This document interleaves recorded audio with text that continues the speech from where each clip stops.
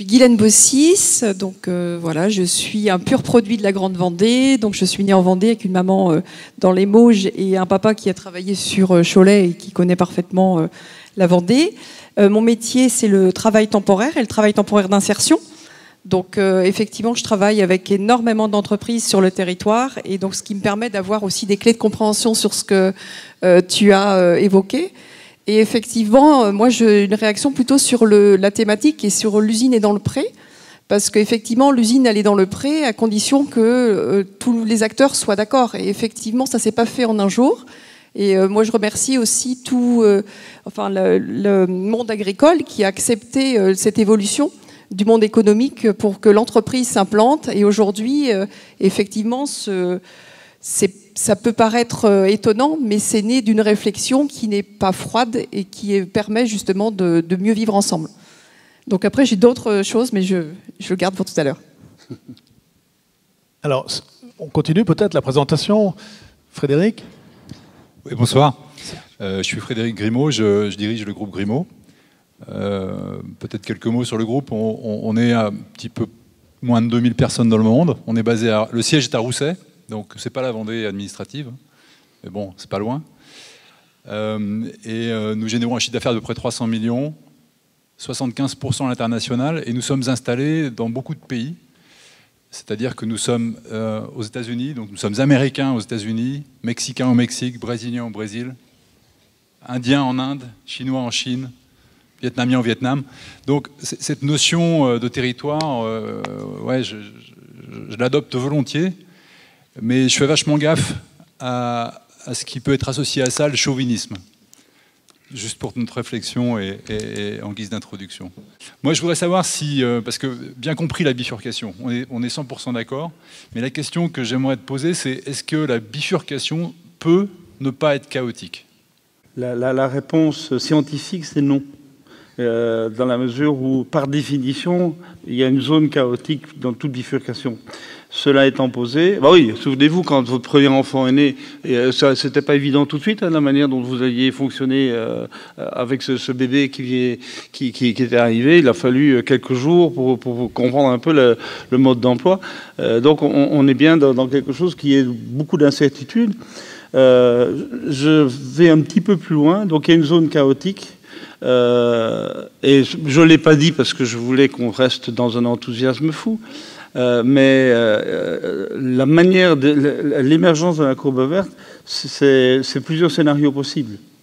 Hein, et donc il y a un scénario catastrophe. Hein, il y a un scénario catastrophe. Si on ne parvient pas à faire naître la courbe verte et qu'on reste enfermé dans la courbe rouge, la courbe verte va collapse, comment on dit ça, hein, collapser, on dit ça?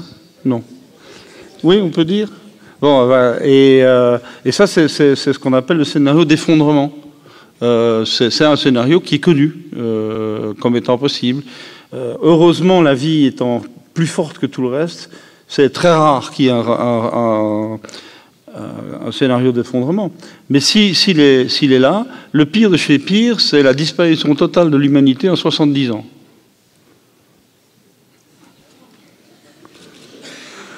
Donc, vive la Vendée verte. Comme le pire n'est jamais certain, on va s'en. Non. En général, la vie prend jamais les scénarios extrêmes. Et donc, j'y crois pas beaucoup. Mais il faut savoir que c'est possible. Et notre troisième témoin ce soir, c'est Serge Papin qui nous fait l'honneur de sa première sortie publique, je crois, depuis l'après-Système U. Oui, bonsoir à tous. C'est le 5e jour de ma seconde vie. Puisque j'ai transmis à la nouvelle génération les clés de cette belle coopérative qui est Système U. Et donc, je suis très heureux pour ma première intervention d'homme libre, mais qui aime le confort, d'être avec vous en Vendée.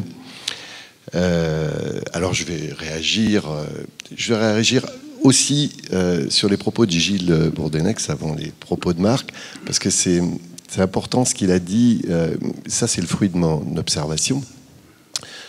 La société française est en train de de s'urbaniser, c'est-à-dire en fait on quitte notre ruralité. On était dernier pays d'Europe à être un peu rural. 36 000 communes en France, c'est plus quand même que dans la première Europe des 10. Et on quitte petit à petit cette ruralité. Je vois bien d'ailleurs la fracture en France, elle est autant territoriale qu'elle est sociale. Et il y a 22 métropoles par décret qui ont des capacités de richesse qui sont en train de siphonner toute justement la valeur ajoutée de ce pays. À 22, je ne sais pas s'il y en aura plus. Et en Vendée ou dans le Choletais, que je sache, nous ne sommes pas métropole. Et donc c'est à la fois un frein, mais ça peut être aussi une chance pour réagir sur vos propos, monsieur le maire, parce que je crois que oui, l'homogénéité, mais c'est à nous peut-être de la définir, pas aux politiques, mais la chance qu'on pourrait avoir, c'est de dire, ok, on n'a pas de métropole, mais on a une homogénéité. Vendée, alors Grande Vendée, je ne sais pas si ce concept peut être, comment dirais-je, suffisamment fédérateur avec le Choletais, mais oui, Cholet a intérêt à se regrouper avec les Herbiers, La Roche-sur-Yon, que sais-je, parce que c'est ensemble qu'on luttera, parce que les régions, c'est fini. Et l'identité des grands pôles urbains va être beaucoup plus forte. Et si on ne veut pas se faire bypasser par Nantes, par Rennes et toutes les 22 métropoles, eh bien, on a intérêt, de ce point de vue-là, et je vous rejoins, Gilles, à se regrouper et quitter les anciens clivages. Et là, il faudrait une vraie bifurcation, pour le coup, si on veut demain exister tous ensemble, et on en a les moyens. Donc c'est une chance. C'est une chance, voilà, de faire ce petit commentaire. Et puis, deuxièmement, alors Marc a dit beaucoup de choses. Moi, c'est là aussi le fruit de mon observation. Je trouve qu'on est dans un monde où il faut d'abord conjuguer les choses plus que les opposer. C'est-à-dire, je ne suis pas certain que ça sera... c'est-à-dire que le numérique, par exemple, ne va pas remplacer le conventionnel. Les deux vont vivre ensemble. Je crois qu'il faut avoir une capacité à accueillir l'inconnu, ce qui n'est pas facile, parce qu'on est dans un monde, de ce point de vue-là, qui est plus du tout linéaire, il est assez rupturiste, et on peut être surpris. Donc il faut que les entreprises, notamment, aient cette capacité à être dans l'accueil de cet inconnu. Et, comment dirais-je, les choses, c'est-à-dire il faut savoir conjuguer des paradoxes. C'est pas simple. Alors, et en se prenant en main nous-mêmes, à partir de nos forces, en choisissant nos terrains de jeu, on ne pourra pas tout faire. Et si on repart du local, comme vous le disiez, et que, comment dirais-je, on se prenne en main, parce que tout à l'heure vous faisiez référence à la guerre de 14-18 comme un drame, et c'est sûr, je vais dire heureusement qu'il y a eu Clémenceau. Et Clémenceau a eu cette phrase, dit la guerre est une chose tellement sérieuse qu'il ne faut pas la laisser aux militaires. Eh bien moi je dis aujourd'hui, la société, l'évolution de la société est une chose tellement sérieuse qu'il ne faut pas la laisser qu'aux politiques. Et il est grand temps, que la société civile, représentée par les entreprises, dans le cadre de l'intérêt général, eh bien, prennent des positions pour, en effet, en tenant compte de ce que vous avez dit, mais avec optimisme. Et en acceptant ces paradoxes, eh ben, se prononcent pour changer les choses. Voilà. Alors, une question peut-être pour chacun, à Marc, pour entamer la discussion. J'en ai déjà posé une. En fait, je vais revenir sur la question des réseaux sociaux. On va être un peu provocateur, vous l'avez été. J'ai trouvé que sur ce thème-là, vous avez parlé comme un vieux. J'ai pas dit schnock. Je vous partage une expérience. J'ai 54%. Et pendant des années, avec mon épouse, on s'est dit non, on prend pas ça. On va pas dans cette galaxie des réseaux sociaux, on va faire sans. Ok. Et puis finalement, au bout d'un moment, on s'est dit mais c'est bizarre, on a moins de contact avec nos enfants. C'est quand même étrange, on a moins de contact avec nos amis.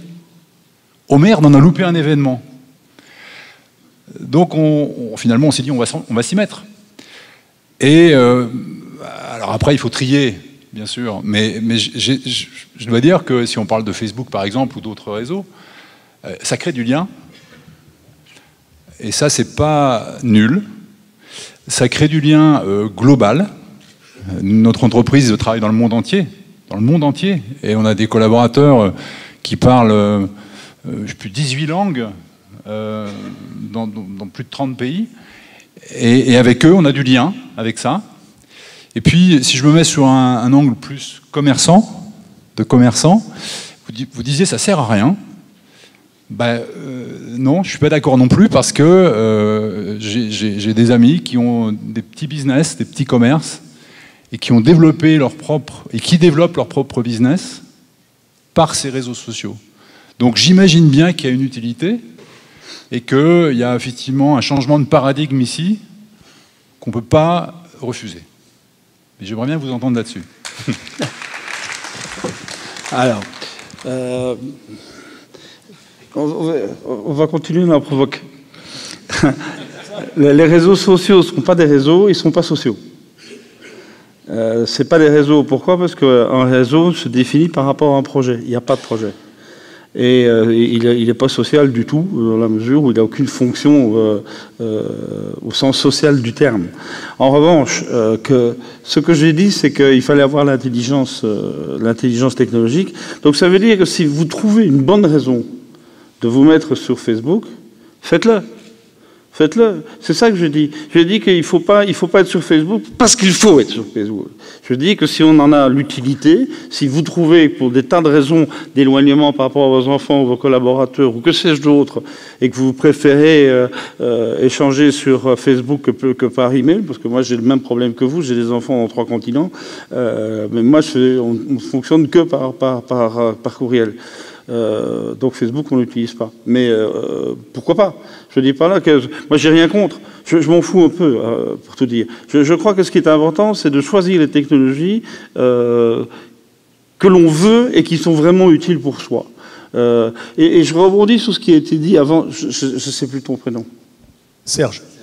Serge. Il y a quelque chose que j'aurais dû dire et que tu as dit très très bien, et je le redis avec mes mots à moi. C'est que cette bifurcation que nous vivons là, c'est quelque chose qui ressemble à un saut de complexité. Hein, et donc, très très vite, on est passé... comment on définit la complexité d'une société? C'est que chaque membre d'une société est... en contact direct, en relation directe avec un nombre croissant d'autres acteurs, et que la fréquence d'échange, l'intensité d'échange entre ces acteurs sont plus rapides et plus dures, et plus intenses. Donc c'est évident que nous sommes tous en relation avec un nombre croissant de personnes, et que les échanges avec ces personnes sont de plus en plus fréquents, de plus en plus rapides. Donc on est dans un monde beaucoup plus complexe et ça va très vite. Alors pourquoi je dis ça? Parce qu'une des caractéristiques de la complexité, et je crois que Serge et moi on va dire à peu près la même chose mais autrement, c'est que dès qu'il y a un saut de complexité, on quitte le ou exclusif et on rentre dans le et inclusif. Et donc cette position binaire que j'ai prise, c'est justement pour mettre le doigt sur ceux qui refusent le et inclusif et qui disent c'est comme ça, et ça doit rester comme ça, et pas autrement, c'est-à-dire la courbe rouge. Hein, et moi, je crois que la courbe verte, elle doit aller prendre le bon partout. Et je termine juste sur un point managérial, c'est que, bon, vous avez entendu que je disais il faut passer du pyramidal au réseau. Très très bien. Dans la réalité, pour l'avoir fait, et ça a été rappelé, pendant quelques années, j'ai financé mes recherches en faisant du management de crise, je sais très très très bien que c'est extrêmement rare qu'on passe du hiérarchique pur à du réseau pur. C'est en général des situations mixtes avec des dosages. Des dosages qui sont d'ailleurs très très difficiles à mesurer et à faire évoluer parce que c'est vivant tout ça. Et donc on est dans des structures beaucoup plus complexes parce qu'à la fois hiérarchique pour certains problèmes et à la fois réseau pour d'autres. Et donc voilà, là je pense qu'on est bien en phase sur le et inclusif. Oui, je crois qu'il faut être des intégrateurs de complexité, ce qui n'est pas simple. Et je crois, alors pour des chefs d'entreprise, dans cette complexité, il faut, me semble-t-il, choisir son terrain de jeu. Ce qui n'est pas facile. Parce qu'évidemment, on nous bassine tous les jours avec le digital, il faut embaucher des data scientists, des community managers, travailler tes bases de données, etc. Moi, on m'a toujours, on m'a dit, mais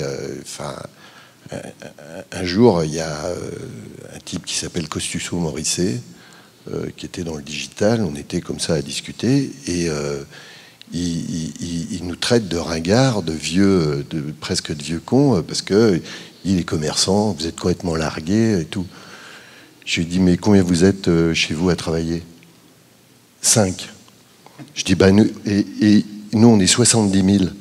Le problème, c'est que ces gars-là, leur truc, tu vois, c'est de faire des levées de fonds, tandis que nous, on nous demande, quand on doit emprunter de l'argent, on nous demande des garanties, tu vois. Et alors, on nous demande de mettre tous nos actifs, alors que des gens qui sont dans ce monde-là, on leur dit, ils sablent le champagne. Quand ils ont fait une levée de fonds dans le monde digital, si à 40 ans ou à 50 ans, t'as pas réussi t'as raté ta vie, si t'as pas fait ta levée de fonds, c'est un truc de dingue. Mais nous, juste pour dire ça, on a fait le choix d'assumer le fait qu'on soit des commerçants physiques. Et l'autre jour, le patron de Walmart qui s'exprimait, il dit « The physique is back ». Et non, il n'est jamais parti, hein, le physique. Mais ça veut dire que la modernité, elle n'est pas toujours là où on pense qu'elle est. La modernité d'aujourd'hui, c'est ce que j'ai bien aimé, le coup des virtuoses. La modernité, nous, elle est dans la présence du boucher. Et c'est plus compliqué d'avoir un boucher qu'avoir la dernière technologie. Et ouais, c'est tout le paradoxe. C'est comment conjuguer tout ça, c'est-à-dire d'avoir... En fait, l'idée, c'est de connecter le boucher. Et c'est ça, nous, et donc c'est ce pari-là qu'on fait, c'est ce défi-là auquel on est confronté, et ça marche, ce choix-là, pour l'instant, marche plutôt pas mal, mais juste quand même sur Amazon, mon cher Marc, la capitalisation boursière d'Amazon ce matin, c'est 600 milliards de dollars, la capitalisation de Carrefour, qui est le champion français dans ce métier, dans le commerce, c'est 16 milliards d'euros. Donc si Amazon veut, il se fait Carrefour, même pas en plat de résistance, au dessert. Donc ça, on est quand même confronté à ça. Mais Gérard ne voudra pas. Gérard ne voudra pas. Gérard Mullier ne voudra pas. Oui. Oui. Oui, vas-y Marc. Ouais. Oui, c'est pour continuer et peut-être clore le problème de ma provoque sur la technologie. Je prends toujours cette attitude provocante. Pourquoi? Parce que je me méfie de la déification de la technologie telle que nous sommes en train de la vivre aujourd'hui. Quand on entend des discours du genre la technologie va résoudre tous nos problèmes de ressources, c'est juste un mensonge. C'est une bêtise de dire ça. Quand on voit qu'il faut absolument arriver au meilleur niveau technologique parce que Apple a lancé son nouveau téléphone ou je ne sais pas quoi, c'est juste aberrant. Et ce qui me fait très peur derrière ça, c'est ce mouvement typiquement californien qu'on appelle le transhumanisme et qui est une nouvelle mythologie. C'est une mythologie. On retrouve là les vieux mythes grecs, à savoir l'immortalité, la jeunesse éternelle, la santé éternelle, la richesse éternelle. C'est du délire mythologique régressif. Et ça, je crois qu'il faut casser ça. Il faut casser. C'est pour ça que je prends une attitude volontiers provocante quand je parle de technologie, parce que je crois qu'il faut la remettre à sa juste place. La technologie, c'est un outil comme un autre. La technologie numérique, s'entend. C'est un outil comme un autre. Si ça vous est utile, c'est bien. Si ça ne vous est pas utile, vous n'êtes pas obligé d'y aller. C'est tout. Pour continuer moi sur les réseaux, effectivement, mon métier c'est assez simple, hein, c'est de connecter les gens avec un emploi, donc ça semble toutefois assez simple, et surtout sur un territoire comme la Grande Vendée, où les gens se connaissent et peuvent chercher sans forcément de tiers employeur. Nous, ce qu'on pense, et ce que tu expliquais tout à l'heure, c'est la sécurité. C'est-à-dire qu'ils ont un lieu où ils peuvent s'épanouir, créer de l'employabilité, pouvoir créer tout ce qui est formation pour pouvoir s'épanouir et aller encore plus loin dans les entreprises. Et ça, c'est précieux parce que je pense que tout à chacun, c'est pas qu'il y ait une régression ou que le physique is back, c'est-à-dire qu'on a besoin de lieux, mais on a besoin d'appartenance. Et à partir du moment où on est sur une appartenance, on appartient à quelque chose ou à une famille, et tu évoquais la notion de spiritualité, on est sur du bien-être. Et c'est ce qui fait aussi la force de ce territoire-là, et qu'on a un peu moins de mutations, un peu moins de migration. C'est-à-dire que, effectivement, sur mon métier, tous les jours, on me demande du personnel, tous les jours, on me demande de recruter parce que, effectivement, les entreprises sont en plein essor. Mais effectivement, il y a quand même un turnover sur le secteur qui est quand même très, très limité. Et il ne faut pas avoir peur de ça, parce qu'effectivement, on passe sur une autre ère.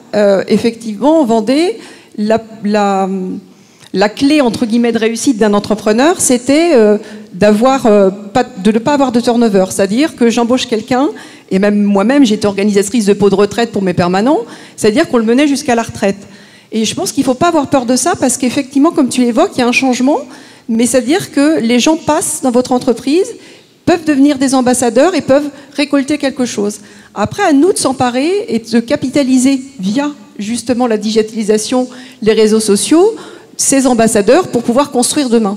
Et je pense que ce projet individuel, entreprise et Grande Vendée peut émaner de ça, avec tous les gens qui passent sur une durée plus ou moins courte.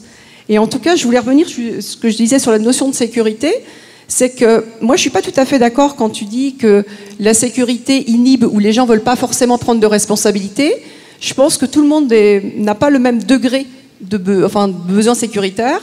Et une fois qu'on a assouvi ça, il y a des gens qui vont avoir besoin qui pourront faire des grandes choses. Le besoin sécuritaire, ça peut être tout simplement avoir un toit, une famille, et ça peut simplement suffire. Oui, ça c'est Maslow en fait, hein, c'est la pyramide de Maslow, hein, c'est qui était le modèle, qui est un modèle américain des années 60. Il ne faut jamais oublier ça. Donc c'est un modèle qui s'adresse à un monde américain, qui n'est pas du tout les mêmes valeurs qu'ici, et qui est un monde qui n'existe plus. Les États-Unis des années 60 n'existent plus. Donc je crois qu'il faut se méfier de ressasser toujours la pyramide de Maslow comme modèle. C'est une bonne base de discussion, je ne dis pas le contraire, mais je pense que c'est un modèle qui doit être revu très très sérieusement. Surtout avec les générations Y et Z qui sont en train de monter en puissance maintenant. Comment on fait pour attirer, recruter les fameux virtuoses ? Alors, effectivement, il y a les nouvelles technologies. Alors déjà, il nous faut. Donc, on a déjà tous les ingrédients, hein. C'est-à-dire qu'il nous faut des bons entrepreneurs, des belles vitrines, des marques qui attirent, effectivement des métropoles. C'est-à-dire qu'on a besoin d'être adossé ou pas très éloigné d'une métropole, parce que en Vendée, la mer ne suffit pas. C'est-à-dire qu'attirer des bons candidats pour leur dire qu'ils vont aller à la plage toutes les semaines, malheureusement, ça ne suffit pas. Parce que derrière métropole, il y a la notion de, même si on y travaille, hein, parce qu'avec Jean-Michel, on est élu de la CCI, on essaye de travailler sur les start-up, essayer d'attirer un certain nombre de personnes qui auraient envie de s'investir sur le territoire. Mais là aussi, il y a la notion de famille. Et les métropoles attirent les jeunes ados, les femmes de conjoints ou les conjoints.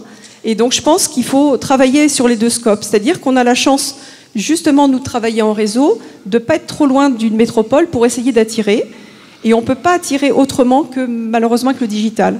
Parce que le rapport au temps que l'on a reste court. Donc, en fin de compte, c'est toucher le maximum de personnes et puis faire les sélections et travailler dessus. Donc, effectivement, on est forcément sur les entretiens physiques. Mais aujourd'hui, je pense que, malheureusement, on ne se passera pas du digital. Nous, par exemple, on a un certain nombre de... Enfin, on a arrêté les CVTech, mais on est plutôt sur des réseaux sociaux et autres. Et on est plutôt équipé dans les agences de petites balises. Et c'est des petites balises qui se connectent à votre téléphone et qui vous envoient des messages positifs. Par exemple, alors moi, ma grand-mère est des herbiers, alors je fais ma petite pub sur le VHF. On a été au Stade de France et notamment à la Beaujoire. Et on disait, à Actual vous souhaite de vivre un bon match de foot et rejoignez-nous sur telle et telle chose. Mais moi, aujourd'hui, parler de mon métier, c'est pour recruter mes permanents. Moi, je parle que de mes clients. Et aujourd'hui, où il y a des métiers en tension, mais moins que ce qui est raconté, entre guillemets, dans la presse et à l'extérieur. Ouais. Il y en a sur ce... Alors, pour recruter et former, parce que je partage, il faut absolument réartisanaliser notre société. Oui. C'est plus nous, enfin... Si on veut, par exemple, pour prendre un cas concret que je connais, on doit refumer du saumon, avoir du bon pain, fabriquer du pâté, donc revenir à du fait maison. Moi, si j'avais 30 ans aujourd'hui et que j'ouvrais un magasin, j'achèterais une ferme à côté. Bien sûr. Une ferme, un magasin. Et je pense que c'est ce que j'ai dit à mes collègues quand je les ai quittés vendredi dernier. Ils disent, c'est pas con, Tony Desserges, au lieu d'investir dans des trucs qui sont parfois inutiles, là du coup, et puis ça permettrait d'avoir un contrôle sur les produits. Mais il faut réartisanaliser la société, c'est évident. Sauf qui forme, qui donne envie? L'artisanat, les jeunes, c'est nourri par l'échec scolaire. C'est pas normal parce que les gars, ils sont pas payés. Et il faut rémunérer, être dans un partage meilleur. Il y a à repenser aussi probablement un capitalisme qui doit être plus ouvert. On ne tiendra pas. Alors là, pour le coup, on risque de ce point de vue-là, sur le plan social, il faut qu'on aille, c'est pas n'importe comment, hein, mais sur une économie plus partageuse, si on peut dire. Hein, parce que c'est quand même compliqué aujourd'hui. Enfin, je ne vais pas être trop long là-dessus, mais quand on voit aujourd'hui les montages qui sont faits, c'est vachement difficile, parce que des collaborateurs, on leur dit quand ça va mal, et il y a beaucoup d'entreprises, il y a des plans sociaux, etc. Et quand ça va bien, ils n'en touchent pas beaucoup les fruits, parce que avec les montages en cascade, des holdings, etc., tout est siphonné avant. Donc c'est compliqué de faire comprendre ça dans un projet social ou sociétal. Donc ça, c'est deux sujets, à mon avis, qui sont très importants. Réartisanaliser la société, donc la formation. Et donc là, pour le coup, la Vendée pourrait prendre des initiatives de ce point de vue-là, sans attendre. Hein, voilà. Et deuxièmement, comment aller vers plus de partage des fruits de la croissance ou des résultats d'entreprise. C'est aussi un autre sujet, à mon avis. Bon. Frédéric ou... Oui, juste parce qu'en fait, d'abord la question d'attirer les talents. Comment on fait pour attirer des talents? Vous avez évoqué ça aussi. Et là, moi, je voudrais rebondir avec bonheur sur des notions que vous avez bien développées, qui sont donner du sens. Pourquoi est-ce que les gens viendraient plus travailler chez nous que chez toi, ou que dans n'importe quelle autre entreprise? Qu'est-ce qui fait ce sera peut-être les conditions matérielles de salaire, sans doute. Mais bon, il y a un marché, on n'échappe pas tellement à ça. Donc si on met ça de côté, c'est tout le sens qu'on donne à ce qu'on fait, qui fait que les gens ont envie de venir derrière le projet que nous portons collectivement pour, allez, je vais être idéaliste 3 secondes, mais on est là pour ça en tant que chef d'entreprise, pour changer le monde un peu. Oui. Et là, on rejoint complètement ce que tu évoquais, à savoir, ok, on est à un moment de rupture, de changement. Qu'est-ce qu'on voit, nous, demain? Comment on l'explique? Comment on en fait la promotion? Comment on le délègue? Et quelle marge de manœuvre on donne à nos coéquipiers pour qu'ils puissent s'exprimer dans ce projet? Et là, on pourra en parler. Et on rejoint à la fin du jour, et c'est très délicat, et sans en faire du tout de prosélytisme, des questions de spiritualité, derrière, au fond du fond. Hein, à quoi ça sert une entreprise? Mais bon, c'est un autre sujet. Bien sûr. Juste que ça, pour un des problèmes qu'on va vivre aussi, je dis parce que là aussi, c'est le fruit de l'observation, on a un déficit d'entrepreneuriat. C'est-à-dire, qui va reprendre les entreprises demain? Qui reprend? Nous, on a des magasins, c'est des magasins indépendants, il n'y a pas de repreneurs. Il n'y a plus de repreneurs, parce que ça n'intéresse plus des jeunes. Si vous dites à un jeune de 25 ans, tu vas tenir un U-Express ou un Super U, j'en sais rien, à Descartes, dans le trou du cul de la Touraine, il va... Non, mais... en Grande Vendée, il viendra. Non, mais... si c'est sur la côte, peut-être plus facilement. Non, mais c'est un sujet. J'étais avec la Fédération nationale du bâtiment l'autre jour à Paris. Il y a plein de petits endroits. Il n'y a pas de repreneur. Donc, qui va reprendre? On a un déficit d'entrepreneuriat. Donc ça, c'est un vrai sujet de la chambre de commerce, ça, ou des métiers, là. Hein, ça, c'est... Non, mais... Oui, parce que on attend... C'est sur le paritarisme, alors même le MEDEF s'occupe pas de ça. Parce qu'il mais non, parce qu'il touche du pognon de l'État qui discute jamais de ces sujets-là.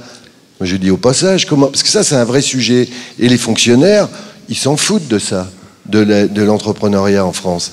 Et en même temps, les associations qui sont institutionnelles, qui sont chargées de s'en occuper, sont nourries par l'argent public. Donc il y a un problème là aussi. Alors comment, Marc, est-ce que tu peux nous éclairer sur...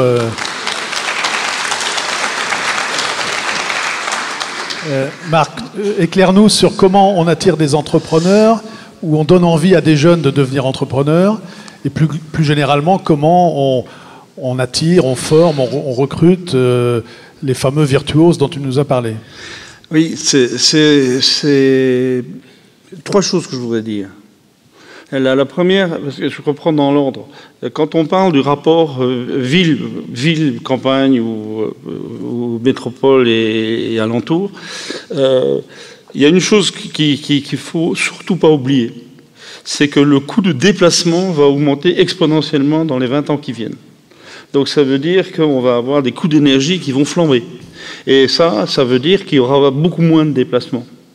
Donc, autrement dit, il faut intégrer dans tout ça qu'on va vers une économie de proximité, avec une distance minimum entre le producteur et le consommateur. Et ça, c'est quelque chose qui va bouleverser complètement le paysage ville-campagne.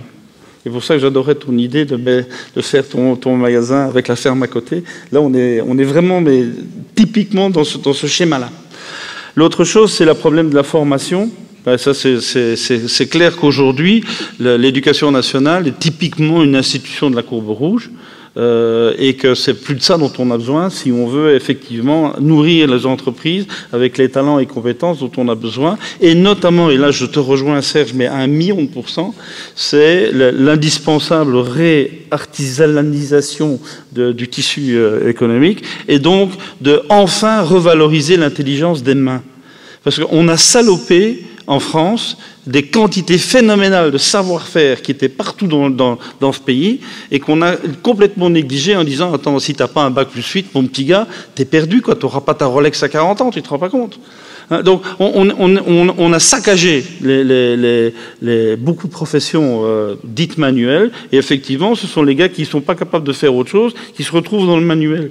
C'est aberrant ça. Aujourd'hui les compagnons du devoir ont extrêmement difficile à recruter pour cette raison-là.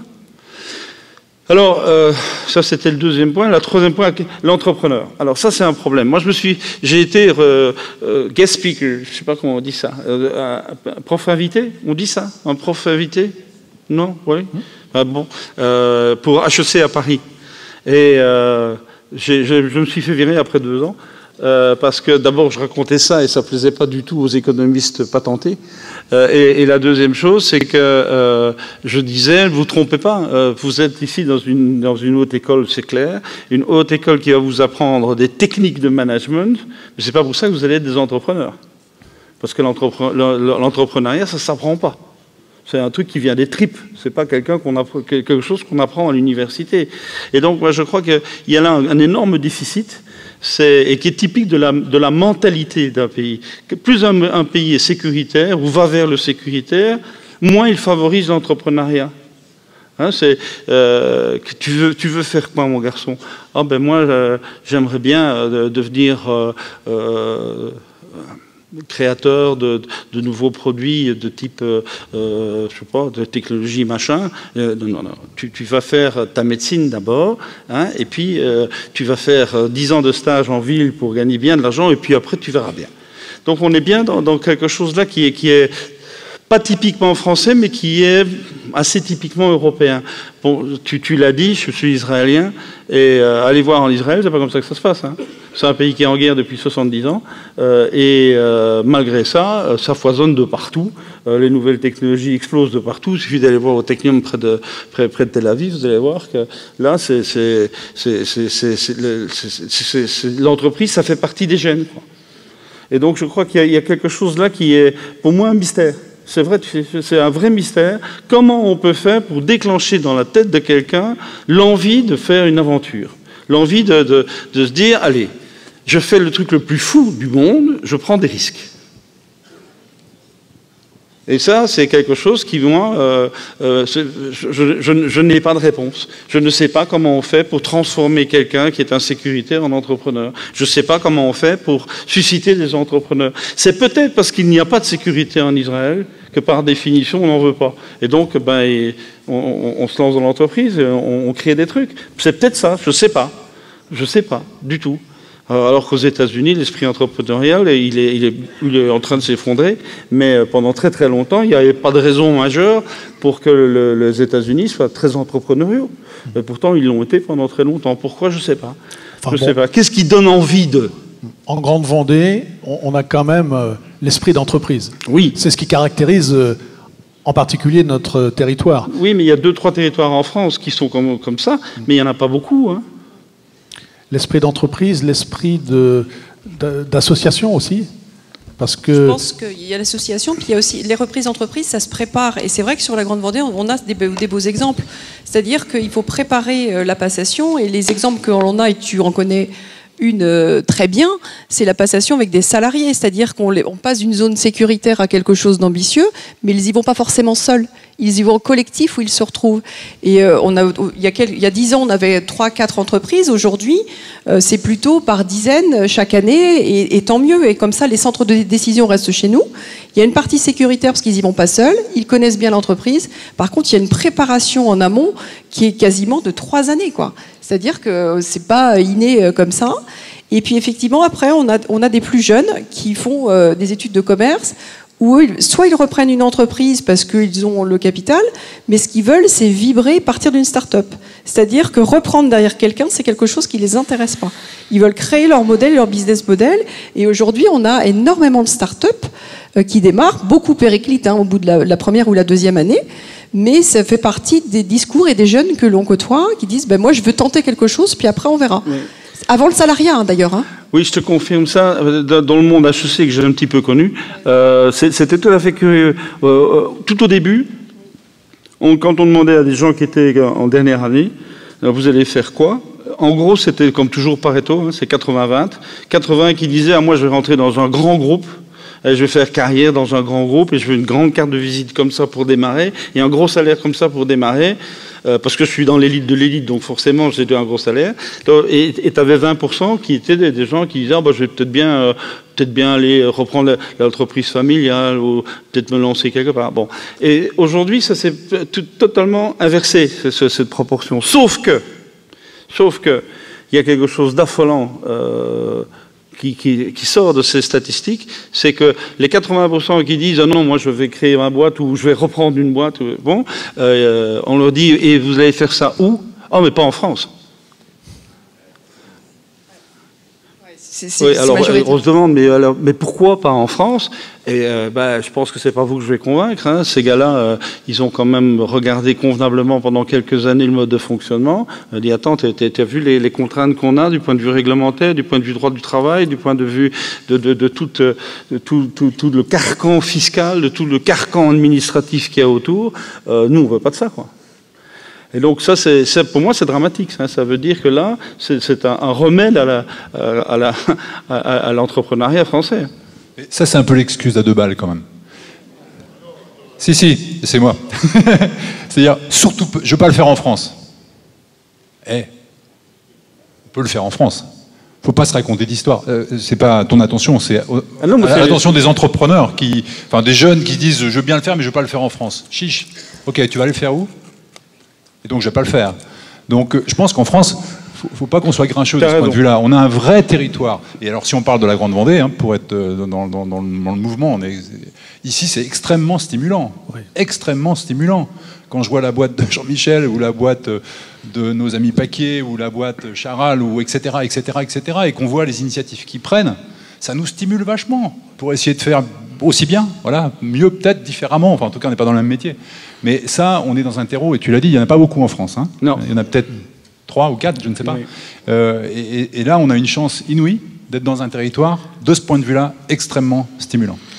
Tu as tout à fait raison, je signe ce que tu dis, c'est que c'est une manière de se construire un alibi. Non, je ne vais pas le faire en France, mais pas pour tous, tu sais, il y en a quand même beaucoup. Et les pays qui attirent, c'est curieux, ça a toujours été les États-Unis, parce que l'American Dream, ça a toujours fait partie d'un certain profil. Le Canada, Australie, Nouvelle-Zélande, et très curieusement, la Chine. Alors, moi, j'avais des étudiants à moi, ils disaient, moi, je vais aller créer ma propre entreprise en Chine. Ils disent, tu parles couramment chinois? Non, mais ça va aller, je vais me trouver des associés locaux. Vous savez que la première population de la Silicon Valley, après les Américains, C'est quand même les Français. Oui. Et alors pendant que le micro avance, là, je peux juste dire que nous avons des atouts en matière d'artisanat en Grande Vendée, notamment dans toute la filière formation. Les maisons familiales rurales, par exemple, sont très très présentes. On est les champions de France en Grande Vendée en matière de densité de maisons familiales rurales, et également une association qui s'appelle l'Outil en main, qui en Grande Vendée là marche très très bien. Oui, Raymond Doison, entrepreneur, voilà. J'ai passé un certain âge, j'en dois à peu près le même âge. Donc j'ai ouvert une nouvelle vie 2 ans avant Serge. Et aujourd'hui, moi, j'essaie de me définir comme entrepreneur connecteur. Et pour passer de la logique des génies individuels qui savent tout et qui parlent à personne à la mise en commun collective.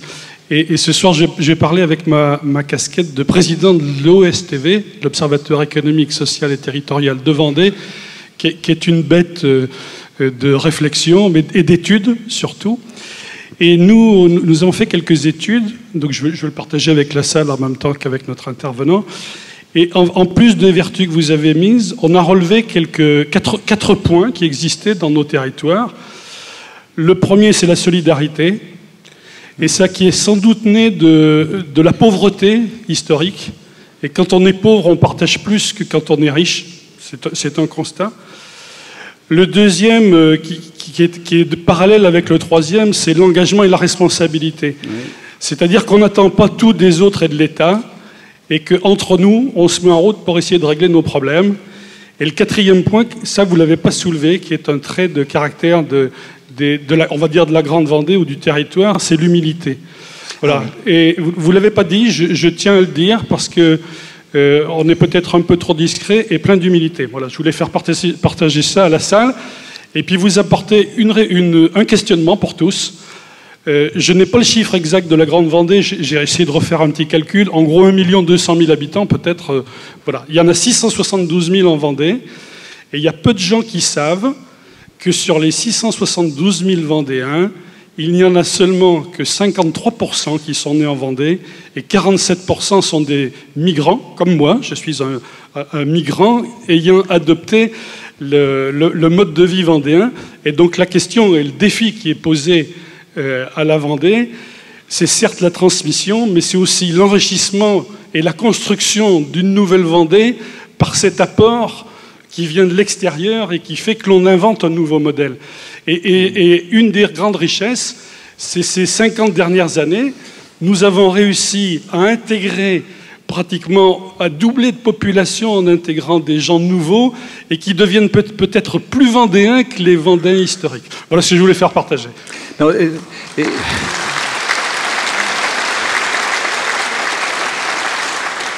et j'ai l'impression qu'il y a une explication à ça. C'est la capacité vendéenne à absorber des arrivants et en faire des Vendéens presque plus Vendéens que Vendéens. Pourquoi? Je pense que c'est parce que vous avez ici un certain nombre de certitudes et de traits de vie que beaucoup de régions n'ont plus. Ils n'ont plus de repères, vous en avez. Ils ne savent pas répondre à la question du pourquoi. Vous savez. Vous avez des racines, eux pas. Vous avez des projets et des rêves, eux pas. Et donc, dès le moment où on arrive dans une région comme la vôtre, où on dit, je sais qui, enfin, c'est le Vendéen qui parle, je sais qui je suis, je sais d'où je viens, je sais où je vais, ça aide, à notre époque, beaucoup de gens à se dire, ah, là, il y a quelque chose pour moi, il y a des réponses ou des éléments de réponse pour moi. Et je crois que c'est ça, là, votre capacité d'absorption, elle est probablement liée à ça, je pense. Alors, si on peut amener le micro, voilà, très bien, au rang de devant. Bonsoir, Bernard Dorançon. Je m'inquiète un peu en vous écoutant, je vais faire des provoques aussi, parce que c'est tout le monde il est beau, tout le monde il est gentil en Vendée. Il faut faire attention, il n'y a pas forcément que des modèles.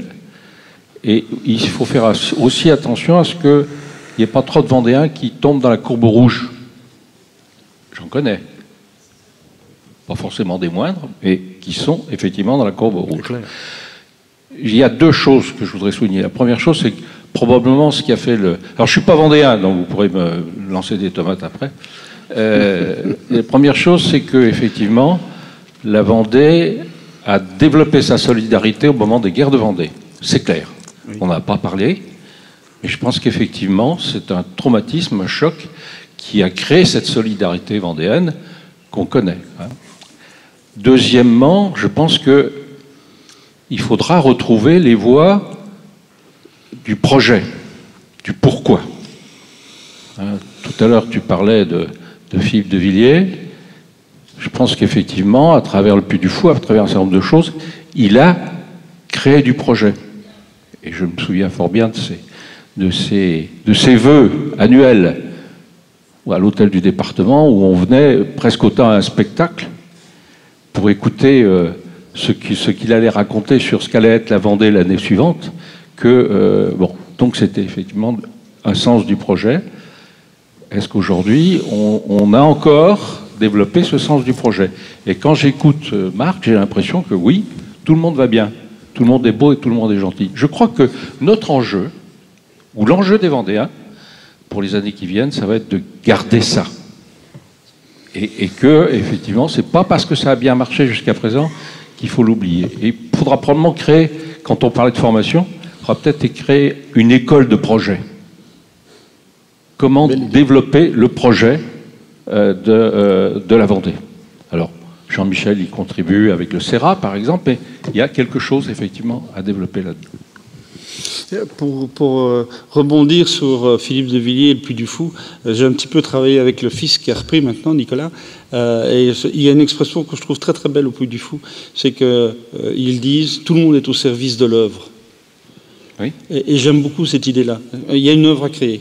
Il y a une œuvre au sens artistique du terme pour eux, évidemment. C'est de l'art scénique, bien sûr. Mais on peut reprendre ça dans n'importe quelle entreprise. Nous avons une œuvre à créer. Nous sommes au service de notre œuvre. Et ça, je crois que c'est quelque chose qui est terriblement fédérant. Quant à dire que je suis tout le monde est beau, tout le monde est gentil, c'est juste le contraire. En Vendée, quand j'entends le discours, c'est un peu ça.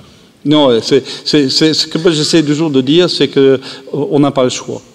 Si on veut construire un avenir pour nos petits-enfants, il faut qu'on construise cette courbe verte. Est-ce que tout le monde est capable de le faire? La réponse est non. Est-ce que tout le monde voudra le faire? La réponse est non.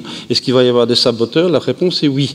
Dans la mesure où la loi des grands nombres joue, et ça je sais que ça c'est mon côté pas pessimiste, c'est mon côté lucide, c'est que quand il y a un projet, et que la loi des grands nombres peut jouer, donc ça veut dire que c'est pas 3 personnes, c'est plus de 100 personnes, la statistique elle est incroyable.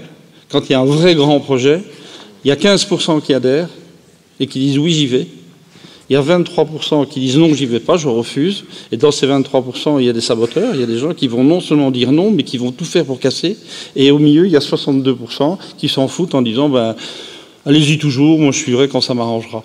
Mais donc ça veut dire que dans un train quel qu'il soit, il y a toujours une locomotive, il y a toujours des wagons, et puis il y a le dernier wagon qui a des pneus qui percent, quoi. Ce qui est bien quand même. Une autre question, allons-y. Oui, je pose. Vas-y, ça fonctionne. Ça marche, hein? Oui. Ouais, ok. C'est une question, je voudrais revenir sur l'enseignement, puisque vous en avez parlé tout à l'heure. Et effectivement, l'enseignement en France pose des problèmes depuis, la très jeune enfance.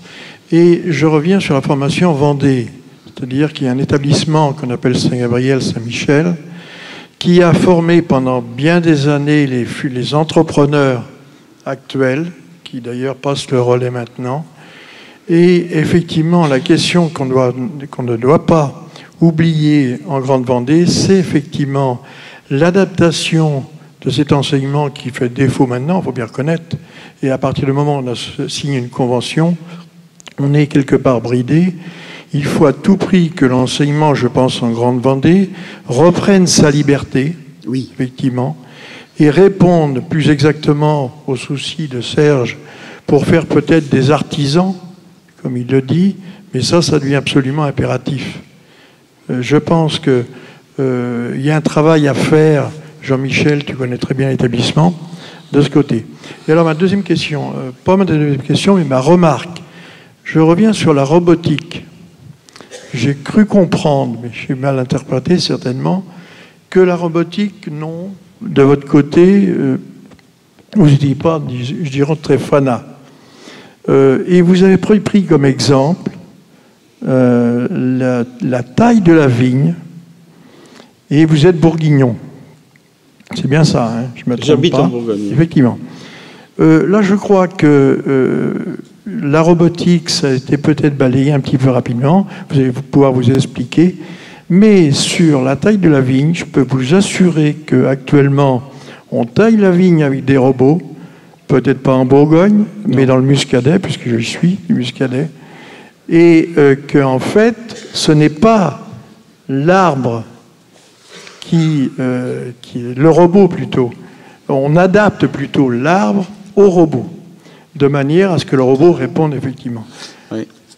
Je sais que dans la région de Bordeaux, on utilise ce genre de taille automatique. Mais en ce qui me concerne, pour moi, c'est très simple. Il y a du Bordeaux et puis il y a du vin.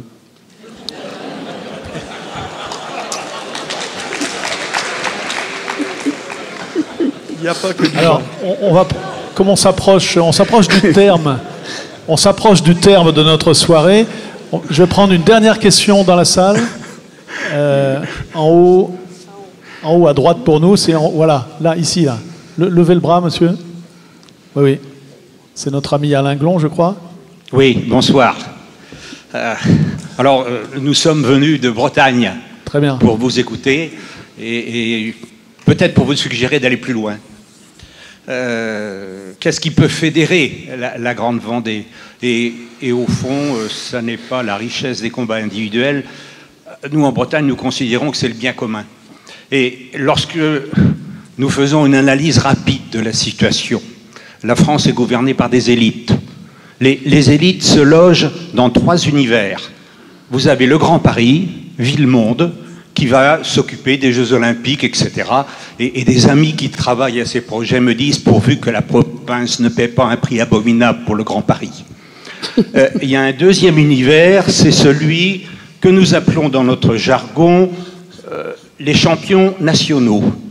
Alors, que sont les champions nationaux? Ce sont environ les 25 entreprises, toutes en bourse, toutes avec comme dirigeants des inspecteurs des finances, sans exception, et qui s'entendent fort bien entre elles pour nous piquer un maximum d'argent. Et d'ailleurs, dans ces élites, on dit, en gros, compte tenu des problèmes de la France, c'est-à-dire de l'endettement, l'emploi, balance commerciale et autres, ces grands champions valent tellement plus que des départements. Une grande entreprise vaut 2,5 départements. Vinci, ça vaut 2,5 départements. Et on autorise Vinci à piquer 55% de résultats d'exploitation sur les autoroutes, 35% sur le parking et autres. Et donc, comme le capital de ces entreprises va passer sous contrôle étranger, parce que quand on dit qu'ils servent des dividendes énormes, ils sont obligés de les servir pour que des fonds de pension viennent y placer de l'argent. Et donc, en Bretagne, nous avons entrepris la reconquête de ce qui permet de servir les besoins primaires de la population. Dans l'énergie, par exemple, on crée une entreprise. Le territoire doit redevenir propriétaire de tout ce qui est indispensable à la vie. Et parce qu'aujourd'hui, tout ce qui rentre et sort de la maison, que ce soit la banque, l'assurance, l'énergie, les égouts et autres, ce sont des moyens de prélèvement. Aujourd'hui, se loger en France, ça coûte 40% plus cher qu'en Allemagne. Se nourrir, c'est 25% plus cher. Si nous n'améliorons pas cette situation, nous ne retrouverons pas la compétitivité. Et donc, en énergie, par exemple, en 3 ans, ce sont plus de 1000 entreprises qui sont devenues clientes de ce que nous avons construit. Nous commençons les assurances. Quand Swiss Life nous dit « J'assurerai vos voitures en Bretagne à 20% moins cher que la moyenne française », on dit « Mais pourquoi donc ?» Parce que chez vous, vous ne les brûlez pas quand vous voulez en changer. Et nous nous mettons donc dans une logique de dire « I want my money back ». Et donc, il y a là un chantier fantastique, se redonner du bien commun. Écoutez, moi j'ai appris trop tard, j'étais sur la courbe rouge complètement. J'ai appris trop tard que pour réussir dans un métier, il fallait affronter des concurrents pas trop performants. Et dans ces champions nationaux, étatiques, oh, c'est pas difficile de faire mieux. Et donc, je crois qu'il faut aller plus loin dans le projet, recréer du bien commun ensemble. Cette société s'appelle Redeo. Exact. Et les Vendéens sont clients. Et voilà. Et donc, toutes nos entreprises peuvent adhérer à cette ou devenir actionnaires de cette société ou au moins clients. Oui, c'est-à-dire que la construction, je ne veux pas être trop long, mais la construction, c'est une association, un homme, une voix. C'est le territoire qui doit porter tout ce qui est indispensable à la vie. Et ensuite, il y a des sociétés complètement industrielles parce qu'il faut faire des dépôts, des déposites et autres importants pour pouvoir acheter le gaz à Gazprom, à ENI ou autre. Et donc, on se structure complètement en société industrielle. Et là, un certain nombre de groupes importants ont mis au pot les quelques millions d'euros qu'il fallait en termes de caution. On démarre la même chose sur les assurances. Les mutuelles santé, c'est pas difficile de faire mieux. Donc voilà des outils à notre disposition, Redeo. Et puis si vous voulez en savoir plus, vous allez sur le site internet du CERA, on mettra toutes les informations qui vont bien. Une réaction à ça, Marc, et puis un petit mot de conclusion de nos témoins. La réaction, c'est que je suis... ce ne sera pas une surprise pour ceux qui savent qu'Alain et moi, on a travaillé beaucoup ensemble pendant des années. Moi, je crois vraiment que d'un point de vue économique, il faut que les régions deviennent autonomes. Et au niveau de la formation aussi, au niveau des écoles, il faut vraiment une autonomie des régions dans les besoins essentiels et l'éducation, enfin, l'enseignement en est un. Donc là, je suis à fond en phase avec Alain, mais ce n'est pas une surprise pour toi. Très bien, merci. Un petit mot alors de conclusion pour chacun et chacune. Oui, juste, il y a cette phrase que j'aime bien, c'est de Lamartine, je crois, qui dit le quotidien ou le réel, plutôt le réel est étroit et le possible est immense. Et au fond, la Vendée, la Grande Vendée, c'est une énergie. C'est une énergie, l'énergie, on y a fait référence de la guerre, enfin de ce qu'on a subi. Et puis, je pense à l'énergie qui a été mise, quand on pense aux années 60, dans notre agriculture, dans notre industrie, dans aussi l'urbanisation. Et on peut dire que les choses ont été vite, et si on porte un regard aujourd'hui, tout n'a pas été non plus bien fait. Les choses ont été vite faites. Si c'était à refaire aujourd'hui, on ferait probablement différemment à certains endroits. Donc, mais on ne va pas pointer du doigt, voilà, ça ne sert à rien. Il faut se projeter. Et cette énergie, la Grande Vendée, moi je pense qu'il faut quitter, c'est-à-dire c'est difficile de dire ça, c'est de l'observation. Je pense que ceux qui gagneront demain, ce sont ceux qui seront capables de mettre de l'énergie dans la réconciliation. Pas facile, parce qu'on n'est issu que du rapport de force. Et c'est plus ça qui gagne. Et la réconciliation, ça veut dire faire de la formation, comme ça a été évoqué. C'est la réconciliation avec la solidarité des citoyens, les entreprises avec leurs collaborateurs, avec la santé si on produit, mieux produire, plus sain, meilleur.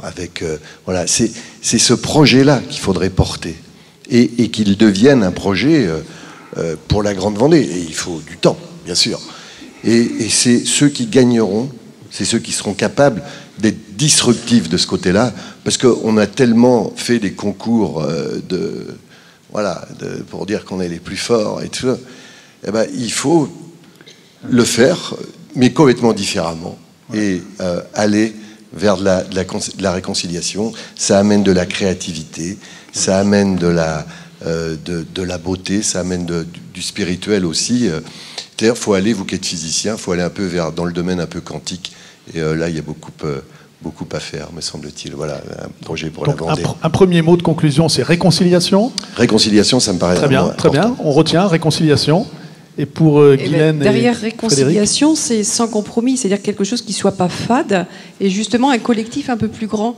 Moi, j'ai bien aimé votre remarque, Monsieur Dorançon, sur le projet, et c'est des choses qu'on a abordées ce midi à table. Et le why not, pourquoi pas? C'est-à-dire que derrière le Grand Paris, est-ce que nous, on ne peut pas faire une Grande Vendée, un Grand Vendée avec d'autres acteurs? Les Bretons sont les bienvenus et d'autres. Effectivement, on ne pourra pas résoudre tous les problèmes, mais l'intelligence collective va nous amener à peut-être essayer des modèles qu'on n'aurait pas jusqu'alors tentés. Et effectivement, sur la formation, il y a des choses à faire, mais nous, sur la Grande Vendée, si on a un point de faiblesse, c'est la mobilité. C'est-à-dire qu'on a les outils, on a les entreprises, on a les formations, mais on a quand même du mal à emmener les salariés ou les collaborateurs d'un point à un autre. Donc il faut encore qu'on travaille là-dessus. Et la Cécile a bien compris vos messages, on a plein de choses à faire. Merci. Donc le deuxième mot, ce sera mobilité, on a compris. Le troisième mot, ce sera optimisme. Vous avez dit, ouais, on est 7,5 milliards, bientôt 10, on va être 8 de trop. Moi, je suis pas du tout d'accord avec ça. Je ne suis pas du tout d'accord avec ça. La croissance de la population mondiale, c'est en solde net, hein, c'est 220 000 personnes par jour. C'est le solde net, donc c'est vertigineux. Alors en même temps, on peut le considérer comme une menace, c'est une opportunité fantastique. Donc moi, je nous encourage à le regarder comme ça. Si on regarde des choses vraiment en perspective, il n'y a jamais eu aussi peu de conflits globaux. Vous avez parlé des horreurs de guerre mondiale, c'est vrai, mais depuis, est-ce qu'il y a des conflits globaux aujourd'hui? Non. Il n'y a jamais eu aussi peu de famine, il y en a trop, mais jamais eu aussi peu. Donc ça, c'est quand même... les maladies, globalement, reculent. L'espérance de vie augmente. Donc tous ces éléments-là, mis bout à bout, fait qu'on a de bonnes raisons d'être optimistes. Donc voilà, Bon, eh bien on prend, hein. Oui. Optimisme, mobilité, réconciliation. Et Marc? Moi, je voudrais terminer en faisant une distinction forte entre deux mots. C'est entre complexité et complication. Ce que je voudrais vous partager avec vous, c'est qu'il faut cultiver la complexité, parce que la complexité engendre de la richesse, alors que la complication en consomme. Et je crois qu'une entreprise de demain doit être une entreprise organique complexe, et qu'il faut en chasser toutes les formes de complications. Et que il y a une constante dans mon domaine d'expertise, c'est que quand on a affaire à un problème complexe, où tout est intriqué avec tout, le premier réflexe, c'est de trouver des solutions compliquées, qui ne fonctionnent jamais. Alors retenez bien cette règle toute simple, la seule bonne réponse à un problème complexe, c'est la simplicité. Et la simplicité, c'est pas le simplisme, c'est pas la facilité. C'est très difficile d'être simple, c'est très difficile de faire simple, mais c'est la seule manière de gérer de la complexité et de la maîtriser.